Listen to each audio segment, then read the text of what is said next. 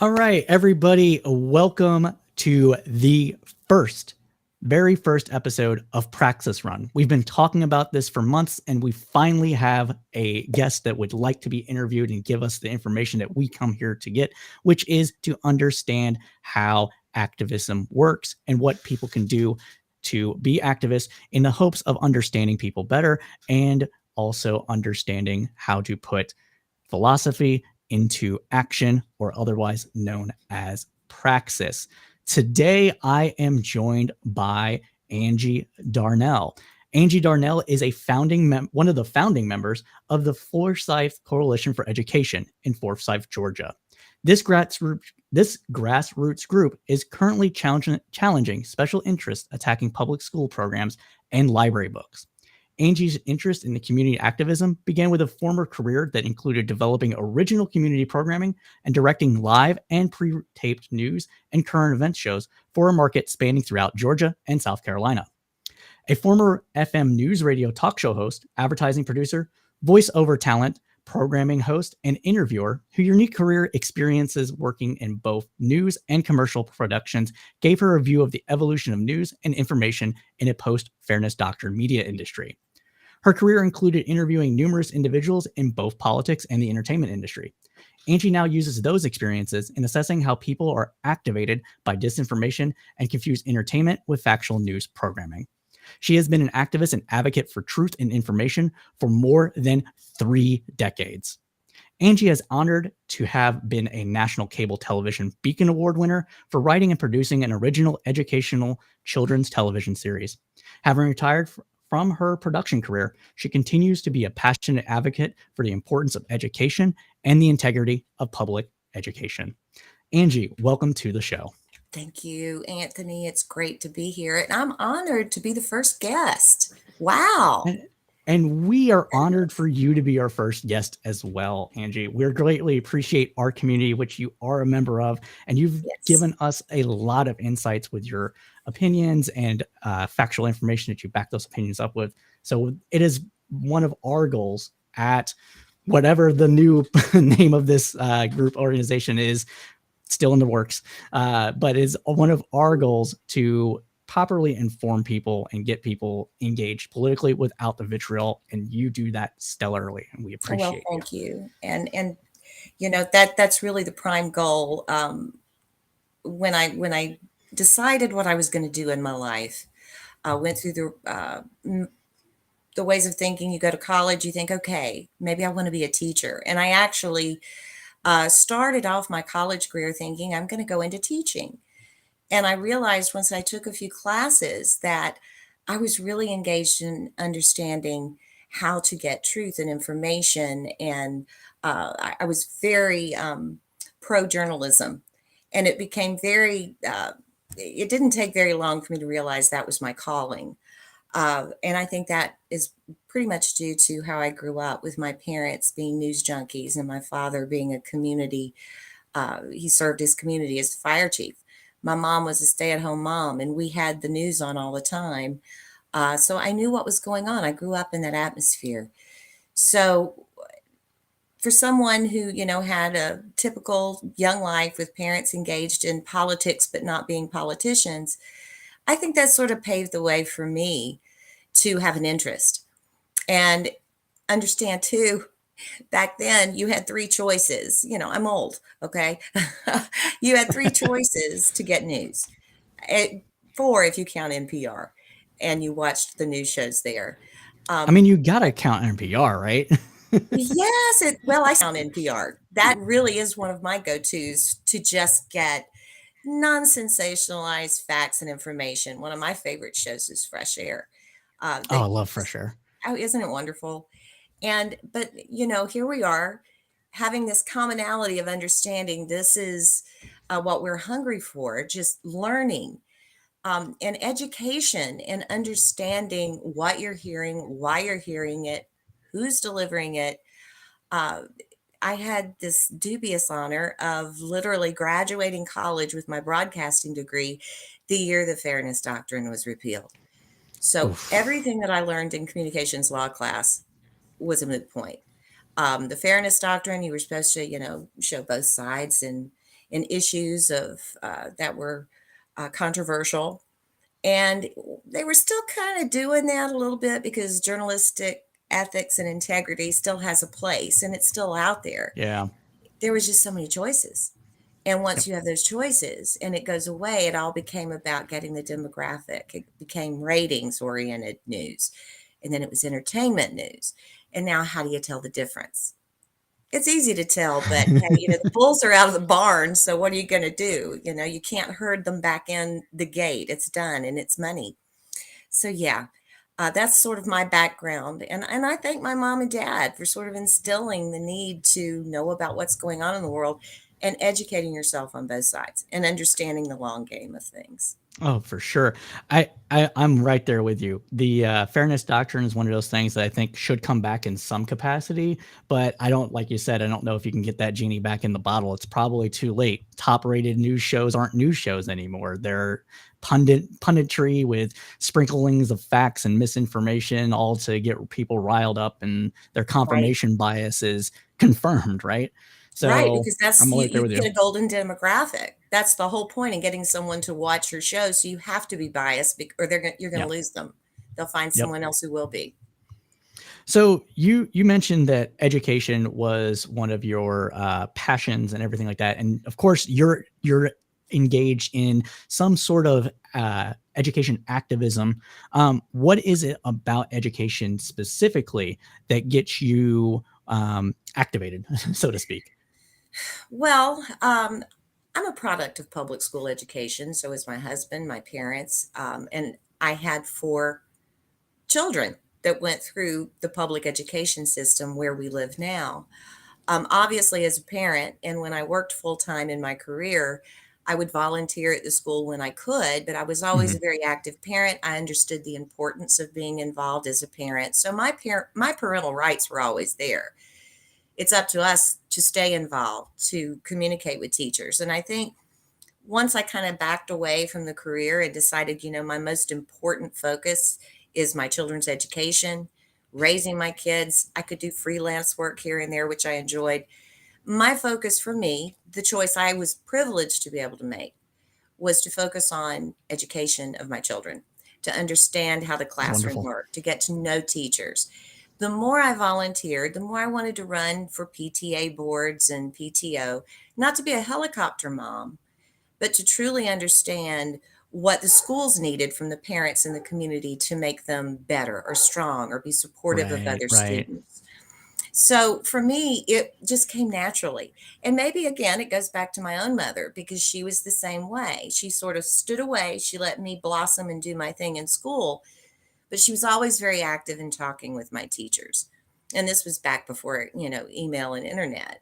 Hmm. Now, there's no excuse for a parent not to be actively involved in what's going on in the child's classroom, which brought us to where we are now. There's so much information, and it's so easy to activate people with fear that this is Mm, going on in your classroom or public schools are doing this, and all the disinformation is very frustrating to me because I've been in those classrooms for 21 years. I was a volunteer parent. I've been in reading groups. I understand the media centers and what books are in there. And I'm slowly, as I've been involved with the coalition, understanding from media specialists, both present and retired, teachers, other concerned parents who are involved. I now understand that processes have always existed, but politics sort of intertwines itself into it.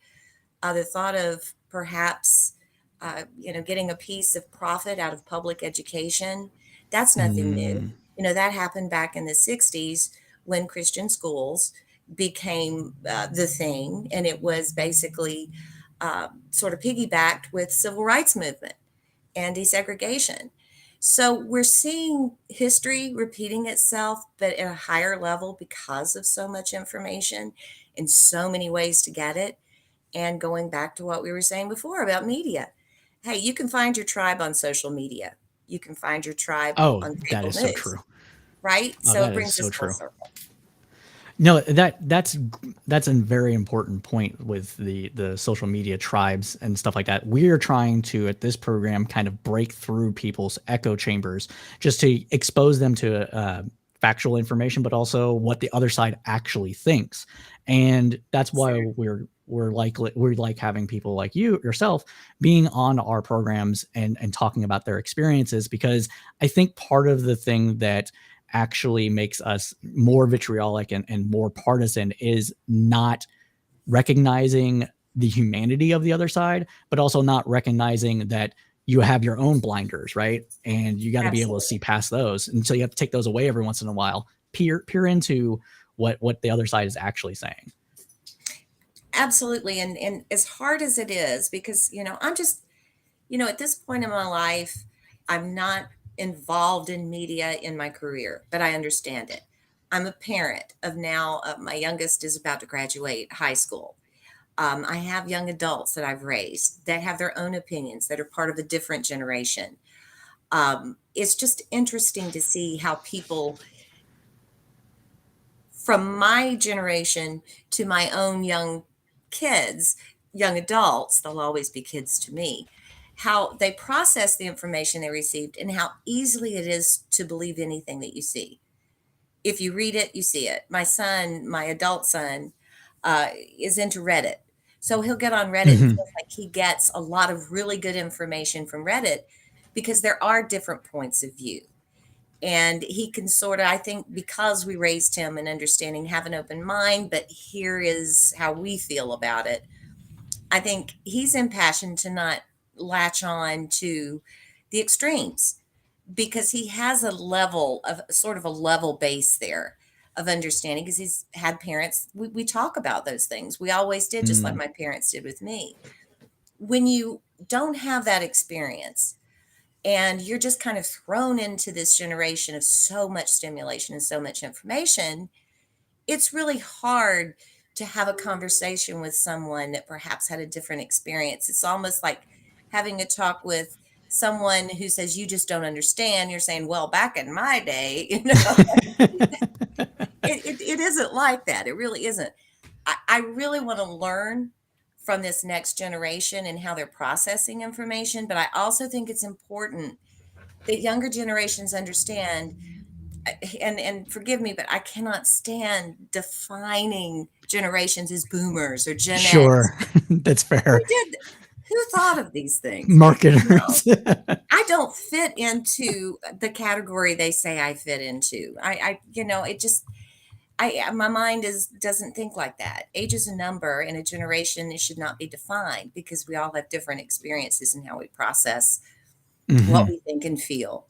We all come from different experiences. I know people who are 60 years old that are younger in mind than someone that's 30, depending on what they think in terms of progress or, the way they were raised or what news station they watch. Yeah. So, yeah, it's all relative. I'm so glad that you're doing this because I think we need to have more of an open dialogue with people that we just yell at in the black hole of social media. It's all Oh, insult. for sure. Yeah. I know living in a very red county and having family, I born and raised in Georgia, right? Mhm. I'm old enough to remember when all the governors and all of the county commissioners where I grew up were Democrats. And then slowly through the Nixon Southern strategy, the 70s and into the 80s, slowly everyone just kind of flipped Yep. over to the Republican Party. So a lot of younger generation people, that's a really good example. They believe it if they read someone post over and over again that, oh, well, the Democrats were the ones that were racists or the Democrats were this. Not all Democrats were, but there was the Segregationist Party and the Dixiecrats. Read a history book. These are important things to know in order to speak to, well, that's not exactly true because, and then you have a good answer Mhm. to it. But it's a deep and wide conversation, and it deserves more than a meme. It Yep. deserves calm conversation and understanding of history and each other generationally. I 100% agree with that. I consider myself to be fairly middle of the road millennial, but my parents are older than some of my peers, and so that has its own impacts on the way I think and do things. I'm sure that my wife can say similar things because her parents are also on the older side. Me Um, too. so, Me too. Same. See, yeah. this is probably what the universe connected us. My mother was 43 when she had me, Okay. and I have a brother 24 years older than me. I'm the youngest, he's the oldest, two more in between us. So yeah, Hmm. I had I don't know if you have siblings, but I had personal experience, not just a book or reading an article Sure. with siblings who lived at a different time, Yeah. which Yeah, was interesting. my dad was married before he met my mother, and so he has kids from his first marriage, and they're all Gen X, like Yeah. early Gen X to late Gen X. Like so, I completely I real that resonates with me. So going back towards the activism part of it, what was what was the thing that got you motivated to take this on? What was like there's a tipping point for everybody, right? There's a tipping point for when somebody's like, oh, they're just yelling at the news or saying something on social media to like, I have to do something. What happened Lies. for you?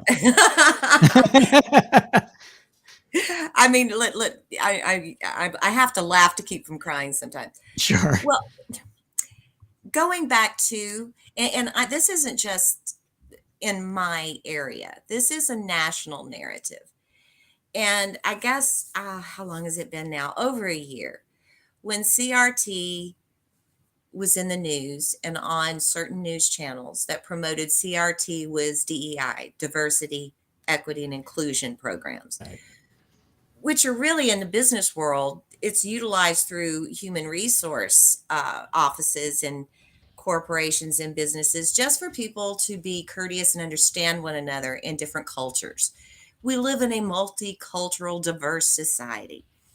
Whether it's your culture or it's your sexuality or whatever you identify as, we are a conglomeration of many different things.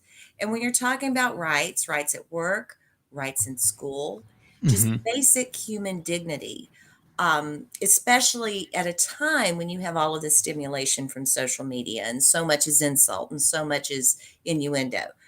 When you are hearing news reports or reading social media or seeing particularly biased articles that are defining things that you personally have experienced in terms of the school classroom. Remember, I had said that I had volunteered Sure. for over 21 years in classrooms, and that includes the last 3, 4, 5 years that diversity, equity, and inclusion programs have been a part of public school education. The definitions I was hearing were just blatantly not true. Can The you way give an example? social and emotional learning was being Okay. defined, SEL, Hmm. totally not true. Like it was some sort of mind control counseling to try to create you into something you are. It's just not it's not at all what it was. Um, and I was especially frustrated that I knew CRT was not taught. Sure. Sure. That's really a law school concept. You can learn it you can learn in college. You can actually take it if you're in sociology class or as an elect. It is not DEI. Critical race theory in itself, I'm not offended by it. I think it sounds Hmm. extremely interesting, but it's not DEI, not even in the least, but they've coordinated that to be Hmm. the same. And Yep. it's become true. So I think when things like that happen, that's what motivated me to get involved with the coalition. Okay. Um, because it's the right thing to do. And I public school education is one of the greatest opportunities that we give the future of this country. And if you're going to attempt 100% to agree with you. privatize it and you want to make money off of it, I would rather than go through the motions of using politically divisive wedge issues like banning books and saying pornography or is in school classrooms, just be honest and say, you know what, why don't we just try to make some money off of public school education? Save us all a little bit of time and see where you fall. Because at this Sure. point, it's used as a politically divisive wedge issue. Hmm. That makes me uncomfortable. That got me involved. I believe that it's important that every single student every single child get the same opportunity for a good public school education. I do not like for someone to say they're concerned parents and they're trying to save children, but they're hurting other children in the process and Right. insulting parents and taking offense to LGBTQ issues or subject matter in library books, or feel uncomfortable that DEI would be trying to make white kids feel bad about themselves. This Mhm. isn't stuff, these are things that I've read on the internet. These are things that have been said in school boardrooms. Um, and I just want to open up the dialogue that no, it truly Right. isn't that.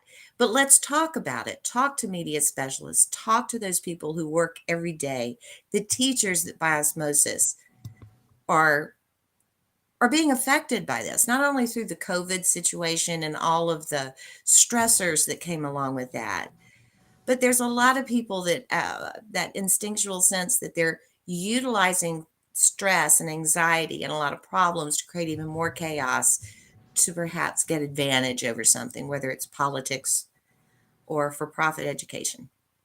No, yeah, I 100, like I have to say, I'm going to say I agree with you a lot on this one, because you and I seem to have similar minds about public education and the like. So I'm sorry, everybody that's watching this or listening to it later. I'm going to be agreeing a lot. But Well, I'll throw me. I'm sure we disagree on something. We'll find I'm, something in a minute. we, I'll we, say we something probably terribly will. disagreeable. We probably, yes.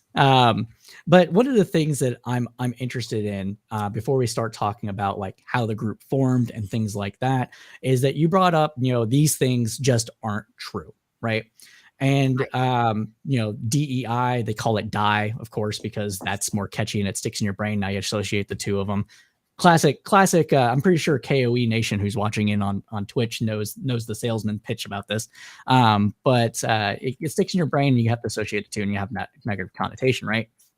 But Right. and then social emotional learning, that's another one where kids are basically, you can correct me if I'm wrong about this one, but that's like getting kids to process their feelings and know how to like connect with other people and kind of just like develop all-rounded kind of person to a degree, right? Yeah, sign me up, right? And I, yes, you're very close.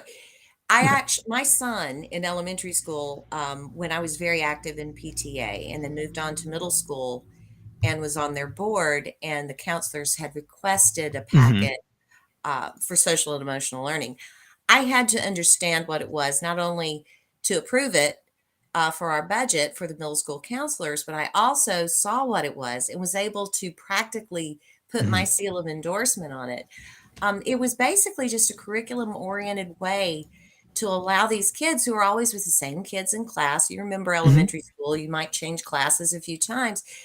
It was literally creating opportunities through curriculum and through team efforts to go through steps that taught them to be stronger individuals. It wasn't mental mind control, also something else that can be utilized in the business environment.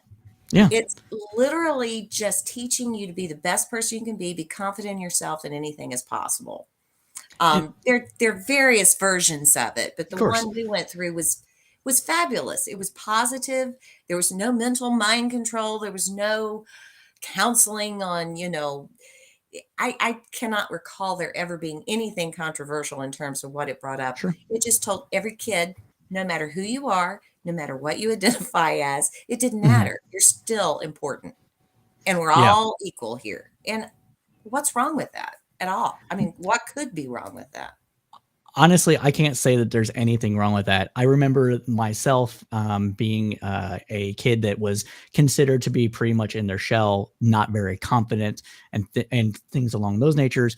Was suggested to attend this camp, wonderful camp in Indiana, Jameson Camp, and it was kind of a leadership, emotional developing, get out of your shell, get confident in yourself kind of situation that catered to kids that came from either disadvantaged and economic backgrounds or had some sort of mental special needs. We're talking people with oppositional defiance disorder, ADHD, ADD, OCD, Right. etc., and try to get them to, come into their own, so to speak. Just, being more confident in themselves and stuff like that. And I don't think I would be the person that I am today without that, to be completely honest with you. I hated it sometimes when I was a kid because you're like, oh, you're making me go to camp again. But I mean, looking back on it, I'm sure that it helped. My oldest son, who's graduating this year from high school in fourth grade, and you asked me a question a minute ago, and I think this is really a more personal answer to your Mhm. question. What makes me feel extremely connected to public education? And it goes in line with what you said. My youngest son, who graduates this year, in second grade, I Mhm. noticed something was a little different. I didn't know if he had tics or what have you, but long story short, by fourth grade, we went through the process to realize that he was on the spectrum. Yeah. And he had to go through, all of the behavioral and 504. Mhm. Luckily, we had an elementary school and a staff that was amazing. Um, Truly helped him. I mean, he never had to be taken out of the classroom, but as he grew, as they accepted him as a person in the social and emotional learning program, he was integrated with everyone else. I absolutely believe that helped him feel just like any of the other kids because he was treated like any of the other kids. And it taught kids how to interact with each other who were different. Well, now my son is graduating with honors this year. He was courted by 10 colleges, universities. I cannot, I would love to take credit for that. But you know what? It was to his credit, but he Mhm. could not have done that without the public school teachers, the programs that were available to him, and focused on the needs of every single student, whether they're a spectrum kid, whether they're just a kid from a different county that just moved into a county and they're lonely. There are Yeah. programs and opportunities. My daughter, when we moved here, had just lost her grandmother. For 1 week, she had been gone and we had to move out of town. This was her grandmother. The school offered grief counseling for kids who were That's going through phenomenal. grief. It didn't matter if the puppy had died, if grandma had passed away. These are the kind of things that a lot of what's happening is a lot of these concerned parents who are protesting things that are programs, they're being fed this idea that it's something it's not because it's a wedge issue and that can Sure. affect how you feel about public education. I'm not saying it's always perfect. Of course, there's Mhm. going to be one off stories. Of course, there's always need for improvement. Of course, everything is different depending on where you go. I know we've been lucky to be in a wonderful school system. And I would love to see every public school system have that same energy. It's just especially ironic you have a group of concerned parents protesting our school system that's one of the best in the state. So it happens everywhere. Of course. It's not just the school systems that need help. But I think it's really important to understand that we live in a different world than we did when, perhaps Mhm. even when I was in school Right. or someone younger than me, 10 years younger than me. They need that support system. Social and emotional learning is critical. And I'm glad to see our school system seems to be on board with that. That's good to hear. Yeah. So one of the questions that I had before, like I said, we get into like how the group started and those sort of things is like, you said that a lot of the things that people have been told are lies, right? Yeah. But if you Let's could call them offer fibs. That fibs, sounded mean, fibs, didn't okay, it? a Let's little say bit. So little we'll call them fibs. fibs. Has there in your activism, to give kind of like a little bit of an olive branch before we start getting into it, has there been anything that you saw like, oh, made your head scratch, or like maybe they have a point about maybe any of these things whatsoever? Maybe a book that they said, hey, maybe this book shouldn't be in the public school, or at least not available to these kids, stuff like that, before we get into like the nitty gritty. Okay. Our Board of Education meeting was the site for several months of some of the things that people have probably seen where there was a free for all, where people were very upset. Mhm. A Yes. lot of people, yelling, a lot of accusation. There was actually public commentary that said anyone that was that our school board members must be pedophiles if they support Jesus pornography Christ. being in. Yeah, he didn't have anything to do with that. But it's those kinds of things that made me think, how, my gosh, I haven't read these books. It's a list of 100 books that Mhm. supposedly, but especially those books that dealt with LGBTQ issues, and some, Right. of course, The Bluest Eye is probably the one most people are familiar with. Oh, It's been in libraries forever. It's wonderful books, great read. it's that's not inappropriate. No. And as a matter of fact, when I'm hearing all these things, I'm like, I need to read these. And I had never read The Bluest Eye, Okay. full disclosure. And when I read a few of these books, and I realized they were trying to read passages that they could not read aloud in a Board of Education meeting. Mhm. And I realized this is coming from a higher source. Special interests are giving them these book titles saying these need to Sure. be out of your library. I don't think they read them either. So as I listened to them read out certain excerpts, like 3 or 4 sentences or a paragraph, out of context with with the book, Mhm. there was a time I'm sitting there going, wow, is it that explicit? Is it really that bad? Maybe, I understand why. Well, then just go through the process of challenging it. We already have that. Yeah. But they were trying to do it in mass because that was the Ah, focus. That was what they were told to do. Or that was the suggestion sure. as part of the whole DEI, CRT, SEL, the whole thing, the national narrative. So when I really looked into a few of these books where excerpts were read from, I was like, oh my goodness. This does not fit the persuasive vulgarity definition that the Supreme Court ruling, Pico versus Island Trees, by the way, tells you very plainly there has to be 3 points, and it has to be persuasively vulgar and show no literary value. Sure.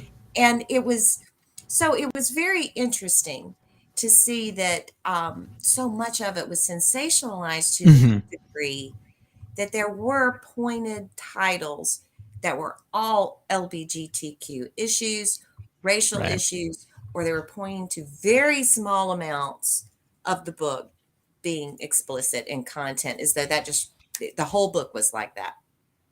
Okay. And No, there are firewalls. Every parent has the right to talk to a sure. media center specialist. Anthony, here's the thing. Mhm. I would love to agree that kids, middle school kids and high schoolers are racing to the library to check out a book that they heard has dirty, explicit language in it. That's not happening. It's just not. So they're worried that their children are being exposed to this. Their kids probably they if they are not LGBTQ, if they had not heard about these books, they wouldn't even know they existed, Sure. unfortunately, unless they needed them and have that free intellectual right to read it, because maybe they Mhm. could identify with something that could save them. Right. A lot of our friends and a lot of the coalition, and a lot of the people that I stand with have made this point in Board of Education meetings. So I think from my perspective, whereas everyone has a point, and I'd love to sit down and listen to someone else's point, that did make me wonder. When Okay. I read the books, I was more upset. I was a little Of more angry. course. It got me more motivated because I realized I was right. It's sensationalized, and they're not doing the due diligence to see how right they are. And I'm not sure if it would matter because it's very political at this point. So, No, that's depressing how political it has gotten. We're getting away from yeah, some of the facts of the situation. Maybe some of these books maybe are not appropriate for kids of a certain age. exactly. But a high schooler. So the one book that I could think of, now this isn't one to be clear that I know of that's being trying to be banned, but it's in the same kind of vein. And that is I Know Why the Cage Bird Sings. I could see some parent today thinking that a 13-year-old kid should not be reading that book due to the prostitution, the rape, everything else that happens in that book. Well, as just a decade ago, well, no, 20 years ago, I'll say, because that's when I was in high school. 20 years ago, that was standard part of the curriculum. And I don't know what changed between, now and then, other than social media. Well, I think that it falls in line with the bluest eye. Um, and I have to borrow a statement that was made by one of the literary scholars that is on our coalition, and she said this to the Board of Education this past meeting, that every piece of literature doesn't have to make you comfortable. Sure. Books that have content important to the truth of the subject matter may have content that's shocking. It may have content that is important to talk about. And I look at issues related to the bluest eye. I Know Why the Caged Bird Sings. It goes back to people are paying attention to those titles. And I'm going to let people just think on this and not give you the answer. But think about what they have in common. Take a look at some of the lists that some of these special interests have online, have on their Facebook pages. I'd rather not name these special interests, but it's just, Google who is banning books, what organizations are banning books around the country, that sort of thing, what local groups are doing that. And look at some of the titles and see what they all have in common. Right. Every single one of them. And I think then when you look at the national narrative and you try to figure out, okay, it is somewhat of a puzzle, and you do have to do a little due diligence research. Sure. And you have to, what I do is I just sort of compare and contrast who's making a point. Did processes already exist that could have eliminated any of the worry about this anyway? And are they getting honest definitions without another agenda? And is there gaslighting going on, saying, no, not me, you, that with you? And I think that if you check all those boxes off, you need to seriously consider who's Zooming who. Are you getting correct information? Do you support public schools? And how much information do you receive has an agenda attached to it? I personally don't want to see, if it's a better opportunity in some areas for you to have a voucher system, that's great. Maybe it's best in your area. I find it just egregious to note that there are areas that do not need that do not need the extra work, that there aren't any issues. And those seem to be a lot of the places that are targeted. And interestingly enough, they have a higher, like a socioeconomic level in certain sectors. I think if you do just a little bit of research and surmise what could be going on, that might help you kind of understand what's going on nationally with education and in the state of Florida too. Okay. Fair enough. We did have a comment coming in from KOE Nation, who's watching us on Twitch, saying the point of art is to make you think. Art isn't always safe. So he is agreeing with you on that point. Now, this point here is being brought up by another person that's coming in on Twitch, and just want to preface it there that he is, or they, I don't know the gender of the person, they are trying to play a little bit of devil's advocate here, as far as I can tell. And good. That's a good thing. I love devil's advocate. Good. So this is coming in from the West dude, who I know tangentially from a friend of mine, Tiberius D. Shout out to Tiberius D. Makes good content. Asking, would the guest be opposed to having English translations of My Struggle or Mussolini's letters in school libraries? And he followed that up with, when I asked him a comment in the chat, was, well, as she said, it should make you uncomfortable, and reading those books are very instructional on how to avoid mental traps. So what's your take on that? I don't believe in censorship unless it does harm. How do you know how you feel unless you read what's gone on in history or what has happened in history? I don't think that means you're an advocate of it, but it certainly helps you be informed. I wasn't a fan of Fountainhead, but that didn't mean that I adhered to Ayn Rand. I mean, I'm just not an if I read Ayn Rand, that doesn't mean that I am Ayn Rand. Sure. It doesn't mean that's an endorsement. Whatever you read, you should get something out of it. If you read something for it to affect you, that's what novels, that's what stories, that's what history does. It should affect you. How it affects you in a pro or con way is your own individual way of thinking. But I think it really comes down to it's not my right to tell anyone else, unless it's a child, and the age appropriateness, like you had said, is important. And of Right. course, those processes are already in place. Library books don't end up in a local public school library, whether it's anything mentioned or anything that we had talked about that's in the news right now, Right. without it going through a check system for them to be there in the first place. So it's not like media centers are going out and just randomly throwing something in a library. But no, I wouldn't be opposed to that. It would have to be age appropriate, and it would have to be something that isn't harmful. Okay. Okay. Does That's that fair. make sense? I hope I I answered the question. I think I understood it, but does that make Yeah. sense? I think it does. The West Dude, if you need a follow up or something, feel free to use the Please, chat. yeah, come on. But we will be continuing on. So let's get into the nitty gritty of like how this all started.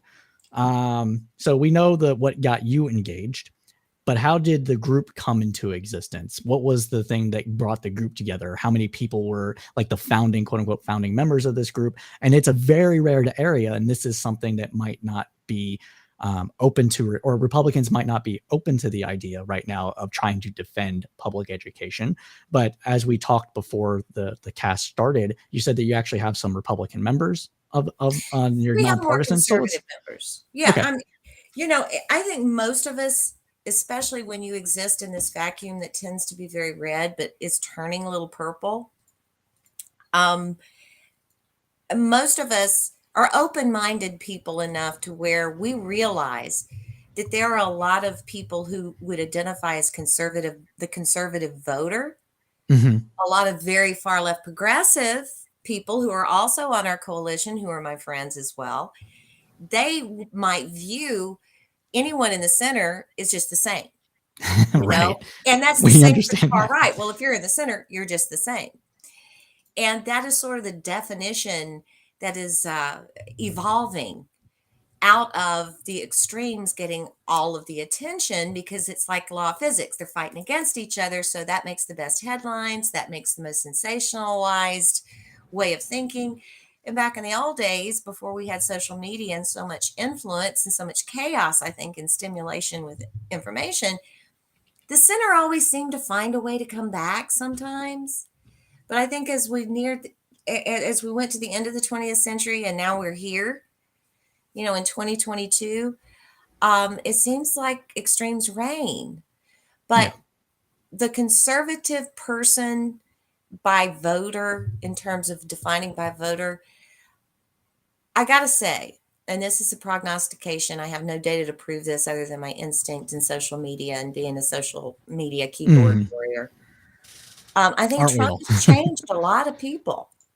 And we had an opportunity to have a book signing with Greg Bluestein with the AJC, and he is the political reporter for the AJC. And he was saying, he's covered Georgia politics forever. He said, really, what's going on right now? I think a lot of people in this state, there's a big question mark.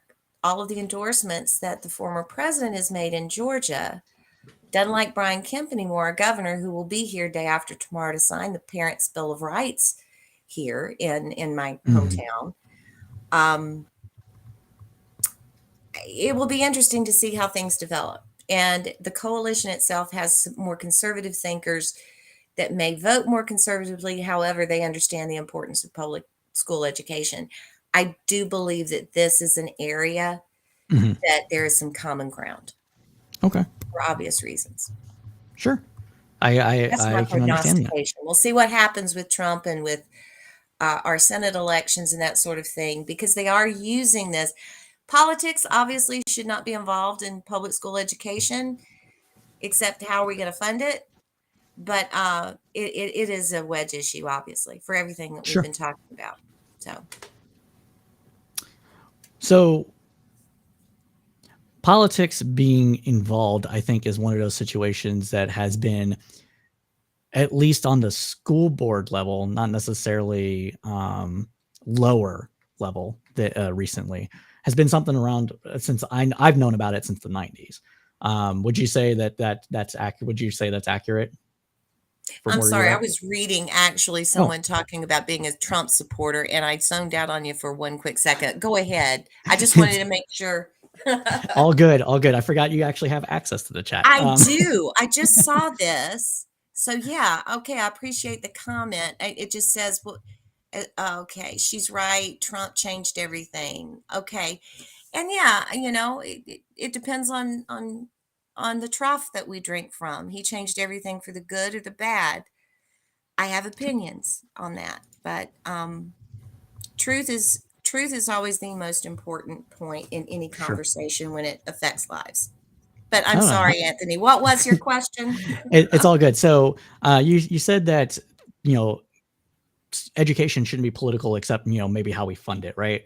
And at least from my experience and my knowledge going back for education and how I've been politically, so at least somewhat politically engaged almost my entire life, this is something that I can track back to roughly the mid 90s with school board education, not school board education, school board elections, going forward, with a lot of people, especially in the Bible Belt, the Sun Belt, pushing for things like including intelligence design in curriculum, in science curriculum, and that sort of thing. Would you say that that's accurate in your experience as well? That has been something Yes, that's progressed? Okay.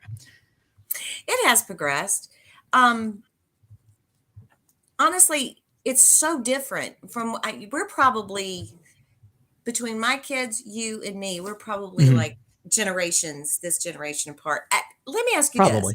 In your experience, all right, by the time you were in high school, college,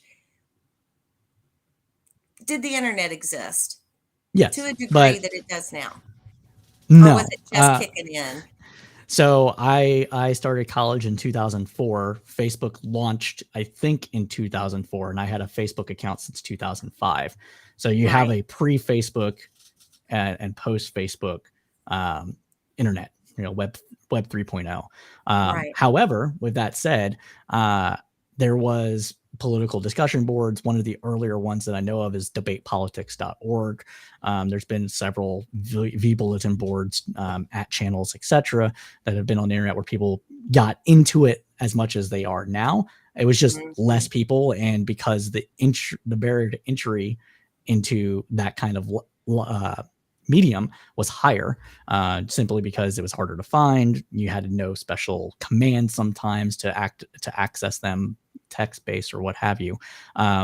The level of conversation was probably a little higher, but that's probably just because the people that had access to the internet back then versus who have access now are night and day when you're talking at least social economically. So if you had a computer in the 90s, well, you're middle class to upper middle class. Now Oh yeah, everybody's got a computer in yeah. their pocket, so you just have a different educational experience background, flooding into social media. That is not to say, before anybody tries to tell me this, it's not to say that I think it was better back then because there was less people using it. It's just a Back in different my day. flavor. It's just a different flavor when you have more people on a platform talking. You have more ability. You have more people airing their opinions, and that just means you're going to have more stuff like this. That's all. Well, and honestly, I know the public school here, we have some students that have been incredibly active and use social media as a way to get their voice out about public education. Because I mean, we talk about all the adults in the room and the board of education and the politicians, but ultimately Mhm. um, the students are the ones that really need to speak out and say what's going on in the classroom.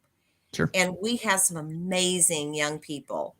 One of our local students here who's active in going to board of education meetings, she just turned 15, and Wow. she speaks with the eloquence of a 40-year-old with a doctorate. And she is so active in social media and getting the word out. She has all of these followers from all over. what a great opportunity to get truth out. My only struggle with this is because everything is so oriented to getting followers and getting people Hmm. to likes, and how much of it that's true on any side of any issue. So we're sort of judging what's right and wrong, or politics or subject matter, based upon how many followers you have. Sure. And I'm glad you're doing this platform and we're kicking this off, because I am hungry, so hungry for a platform where people who think differently aren't just attacking each other. They're trying to understand each other and make points. That's what debate should be. It used to be, and even had to have mediators and people to calm folks down in an organized debate. On social media, it's a free for all.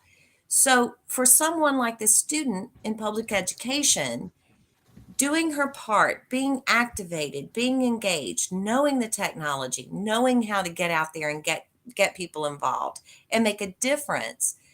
How much of a difference is she making if the adults in the room aren't understanding, okay, Right.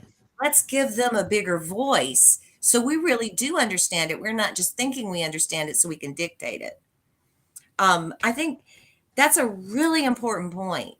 But I do think that that means we all have to come to the table together, generationally or organizationally. And that's what we've tried to do in our particular fight, Okay. is involve everybody in it so we can actually make a dent and not make this a political sides issue.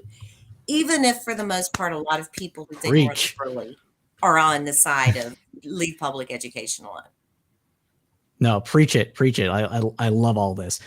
So speaking of the organization, how have you come to help build this organization? How does the organization get started for Well, people like I to said, we need to have know? one friend of mine, and I'm wearing the T-shirt, the Connect the Dots T-shirt, which is our group here that organized about 5, 6 years ago, when we found each other on social media and we realized, okay, we're more liberal-minded thinkers. Some of us more progressive, some of us more centrist, but we all found each other, and we organized this group on Facebook that's it's between 800 and 1,000 people now in our county. So we all talk to one another. It's a private group, so we feel like it's sort of our bastion of we can go sit down and, okay, this is how I really feel about this, and no one's going to Sure. judge you for it. And it's good to have that sort of support system, and it really centers on us wanting to be fair to all people, and um, very negative about what we see sometimes as racism in our Hmm. area, or stand up for what's right. A lot of us, we all have that in common in standing up just for human rights, civil rights, and constitutional rights. And so it really started, our Coalition for Education started through those of us knowing our different backgrounds. One particular woman called and said, listen, we're doing this. You have some experience in media, but also I'm a keyboard warrior. I like to talk to people in a way that's respectful and logical and knowledgeable, because I don't post things that I don't feel like I know something about. And a lot of folks just kind of throw stuff on the wall and see what will stick just to get a reaction. Sure. Read the And she headline just and noticed that through the years of us having this group, that I was very thoughtful in how I worded things, I guess, and knew my background. And so she called and said, would you be one of the founding people to help with this? And I said, absolutely, of course. I cannot speak highly enough of the people who, actually work in the school system or um, mhm. who have a genuine concern for the student and for the teachers and for the staff and administrators that get all the flack from all of this backbiting and accusation and narrative that is really unfortunate. But it's about the kids, and it's about education. So I was, for all the reasons I said, I was involved in PTA and everything else. That's why I had to do it. I had to For get sure. involved. Glad I So you did. start. Go ahead. Sorry. Finish. No, I'm done. That's it. So you said you started off with an originally a group of like we'll say like-minded liberals for succinctity. So Yes. like-minded liberals to in a very red area. Did you find it hard to attract more conservative-minded people to this organization, given that it was kind of birthed from another one that was more liberal, or was this not an issue? It's interesting because obviously, of all of the people who have signed petitions and all the people who have shown some support, I don't have the data to prove we've got Uh-huh. tons of people, but I know from my personal experience, having lived in this community for 21 years, I have a lot of different friends. I have a lot of people that I speak with. I actually went to an event the other evening with a person who's lived here for about as long as we have. Has one of the clubs that they started, one of the organizations, like the Rotary, Kiwanis, Key Club, all of these things that can. Right. She had mentioned that she has to be very, for her job and for her club, she doesn't show any kind of political sides publicly. Mm-hmm. But when it came to public school education and certain things with her own family and her own belief system, she couldn't not say something.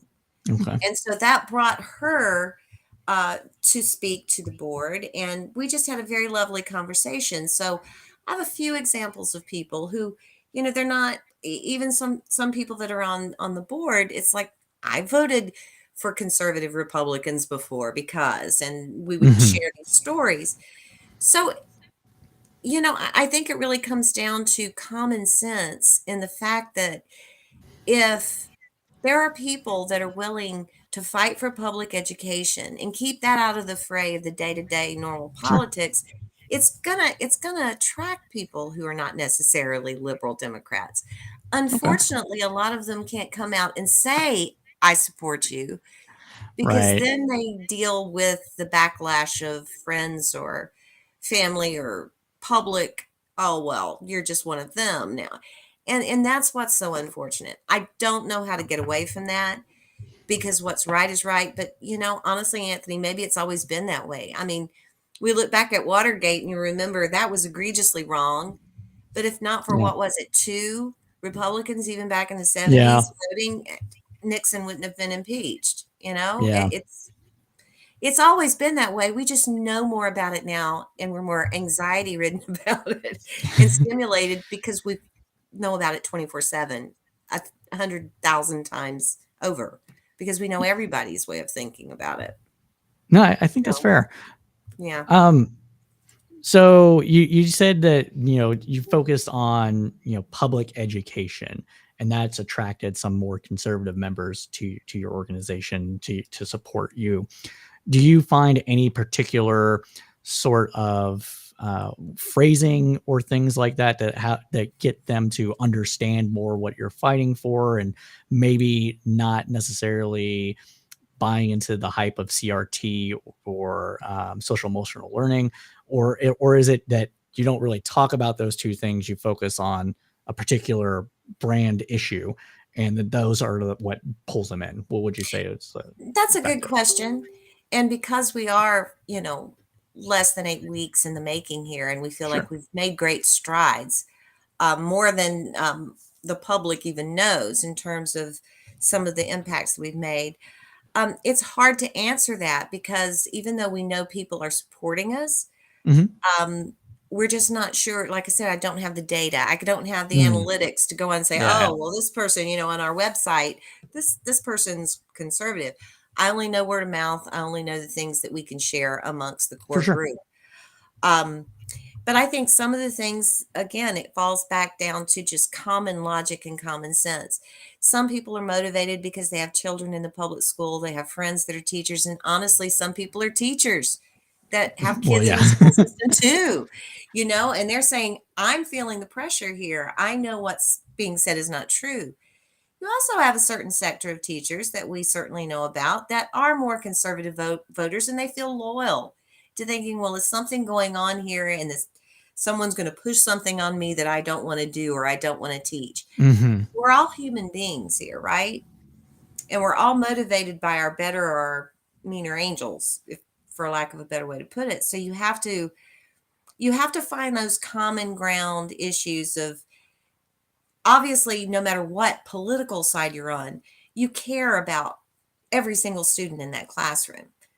Obviously, if you have, whether or not you have kids in school, the school system does affect your life. You are an education stakeholder if you own a home in the county or if you just rent somewhere. Your community, the better your school system, the stronger your school system, the stronger your community is in so many ways, not just, educationally, but fiscally. And that's Hmm. just, that's just common sense. So I think if you're jiving into the financial ramifications in terms of Hmm. your public schools failing or not doing as well, or some money being pulled from this into a private situation, I think a lot of people know the math and they see how that could affect your school system if it's successful. So honestly, you have to go with the logic. And I think a lot of people have truly understood the behavior at some of the board meetings has sort of been over the top and a bit Hmm. sensationalized. And it was hard to justify that. So, for lack of a better way of answering your question, I just think it's still, let's see what happens. And Okay. I mentioned the Trump and that factor in it. I only mention that because I think it is tied in to how successful rhetoric works when you see how midterms turn out. Hmm. And I think that's true for this particular situation in many states and many school Right. districts. How is this going to turn out? Because your board members are elected. Um, they do tie that in as a wedge issue. So again, we're full circle again. So you just have to hope people are sensible Okay. and can do the math, and you try to reach them with truth. Fair enough. Fair enough. One of the things you said early on in that the answer is that you had some early successes already. You've said that you're only 8 weeks into being an official group, but everybody knows that anybody that starts any sort of group like this, they have months of planning before it actually launches, right? So, what were some of those early successes? Did you run a petition campaign that's already been successful? Have you gotten things Crazy onto the story. agenda? Crazy story. Um, Actually, it didn't take months and months for us. It was literally driven, and I know some things do, but Sure. I think the energy behind, because of our personal situation, personalities involved that talked on our original group that had found one another, there was a sense of urgency, and we Okay. didn't know how it was going to turn out. And we did have our wonderful organizer, the originator, did have the wherewithal to know, let's go to a national organization that supports um, the right to read, and to let's see what their suggestions would be and how we would start Mhm. this a campaign to fight against this. Okay. Because understand, this had been going on for months and months in our county. A lot of things being said at board meetings, many people going to speak on behalf, but there needed to be something organized. It literally, I would say it came together in 3 weeks. Okay. And with Wow. the help of just good advice, making sure we did it the right way, started a website, made our little business cards here just to pass out, went to board meetings, bombarded the board meeting with sensible explanations of why we're there and why everyone Sure. else was going over the top with it. We had media center specialists, we had people who knew what they were talking about and Right. who didn't raise their voice, who weren't trying to have an argument, who weren't trying to sensation. We were just trying to counter the upset, which is truth. And I think that once you do that a few times and we've been to a board meeting, you start they you're trying to be the adults in the room, and you're trying to be the informed people, and you're trying to help people understand it's okay. This is not what it seems to be, and here's the truth. And it's hard to maintain that level of, we're trying to be sensible in a public arena when you're protesting or you're doing sign rallies. But the underlying tone here, Anthony, has always been, we've got to be the people who are just generating the discussion, not the outrage. And I think that it was key for us. The outrage was so intense, and it was getting so much local attention as well as Right. national attention because it's not just happening here. Right. Right. It didn't take very long for people to say, "Yeah, I'm in. Yeah, I'm Okay. in. Yeah, I'm in." And so within a few weeks, we actually had sort of a plan of action. We all went to a board meeting, and it's developed from there in terms of trying to create dialogue with others and get people educated on what was actually Mhm. going on. Okay. So what with all that, what was your first success, you would say, besides starting the group and having it take off within like 3 weeks? Our first success, I think, was having our very first article in the AJC, in the Atlanta Journal-Constitution, that was Okay. including us as part of the Voice of Reason, through an article, with Maureen Downey in the AJC. And we had the opportunity to speak with her because she covers not only this county, but obviously all of Metro Atlanta. Mhm. When you can get your word and you're like, this is what we're trying to do here, and this is why we don't want to see our schools aren't broken, and most parents want to see it kept that way.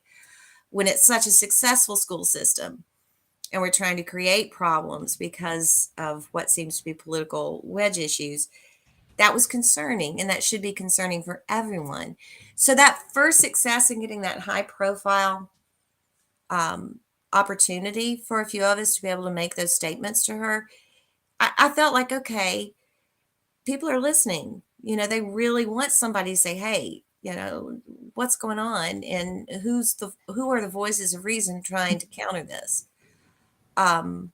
So yeah, I would say that was our first success, and that was after 2 weeks that we were here. But that's how bad the problem was, honestly, Right. Anthony. That's how vocal it was around here. So it was refreshing for the media to have a opposite opinion. And then we've had several other articles and mentions in the Okay. local paper, which shows that there's a watchdog group trying to do the right thing by the students, teachers, and the schools.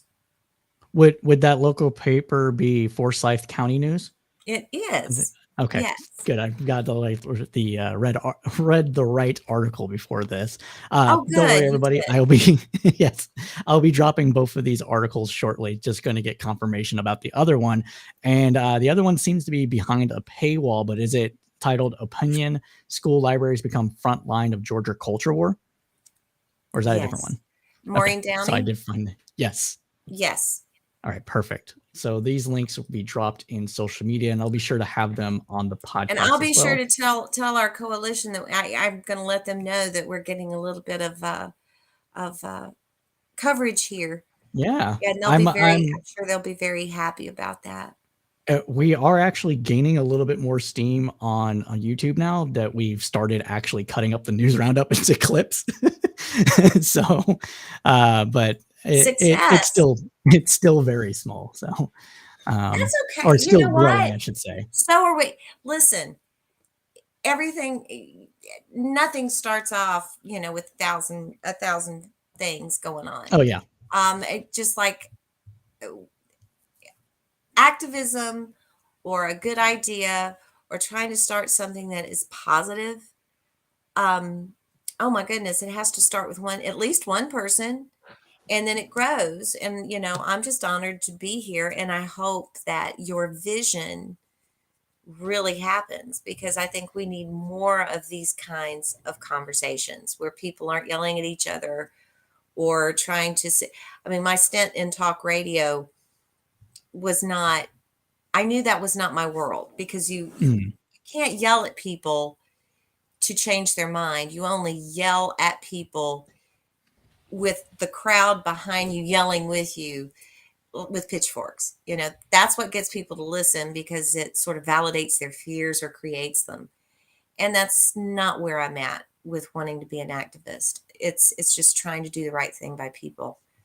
And so I hope this is a great success for you, Anthony. I really appreciate you starting this. I think it's a great idea. I greatly appreciate that, and I'm sure that Nikki Adams, our producer, is going to be just titillated that you had mentioned this as well, because she's hoping that this does also do what we're hoping it to do.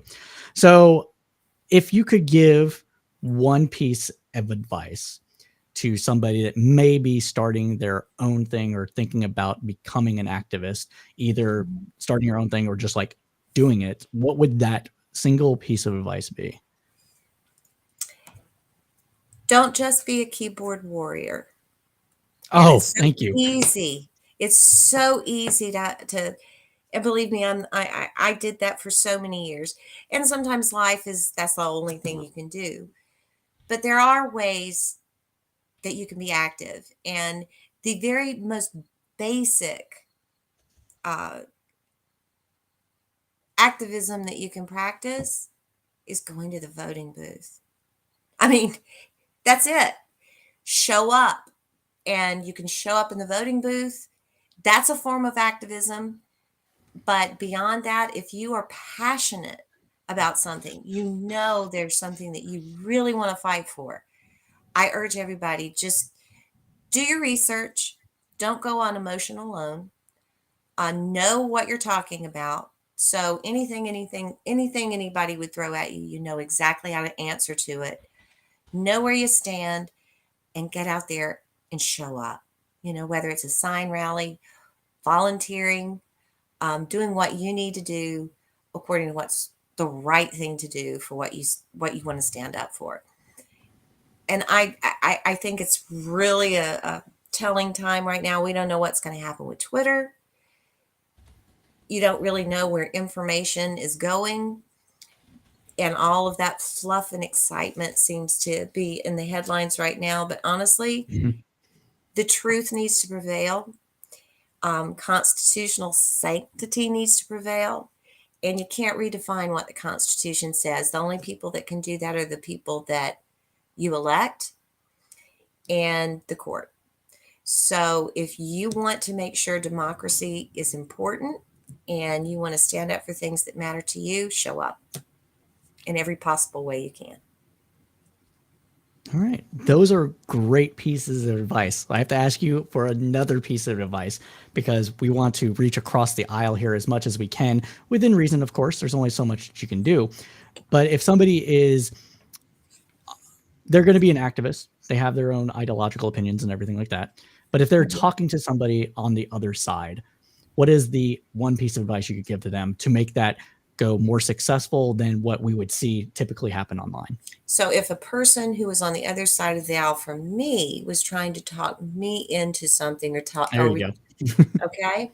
Yeah, that's fine. All right. So let's personalize this a little bit. Okay. Yeah. If they were trying to get me to listen to them, make sure goes back to, I'm not being a hypocrite. Make sure you've done your homework and make sure that whatever you tell me, you can back up, because I probably will be able to say, well, what about this? And then we're just going to be in a vicious circle. I don't like rhetoric. If you're going to tell me that something is true, I need the data. And a lot of times I can't get the data. If I can't get the data, if you can't prove something is true or not true, or what your resource was, I don't play I don't get all of my information from just one news outlet. That's important. If someone's going to try to get my opinion swayed, I need to know why you think that, not because of what someone told you, but why you know it to be true. And, media bias, it's out there. I don't get all my information from CNN. You got to read and you got to take time to look it all up. So sway me, show me the data, and we can have a conversation. Well, Angie, I want to say thanks again for coming on to this program. It was a honor and a pleasure to have you as our first guest for this program. And I wish you luck in everything. If you want to shout out your group just one more time before we hit the outro, go for it. I will. It is, we're a grassroots effort, local grassroots effort, Forsyth Coalition for Education. And we're fighting for the integrity of public schools and for teachers and students and for policies and procedures to be followed that are protecting all of our rights, especially the student. All right.